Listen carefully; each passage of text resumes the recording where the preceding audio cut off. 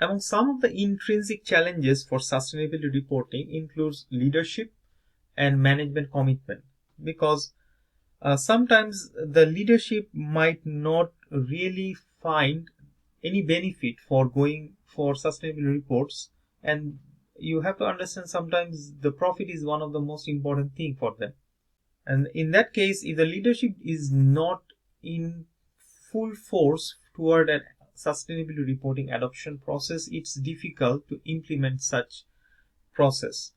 Uh, and then, as I mentioned, the leadership who actually takes the strategic decision need to integrate this into the business process. It does not need to be something different.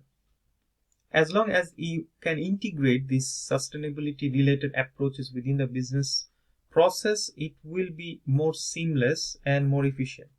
And the data management problem and reporting complexity will always be there. So the companies need to find a way to solve it before they can jump into sustainability reporting adoption. And finally, the scope and complexity of the disclosure is going to be a barrier for a widespread adoption of sustainability reports.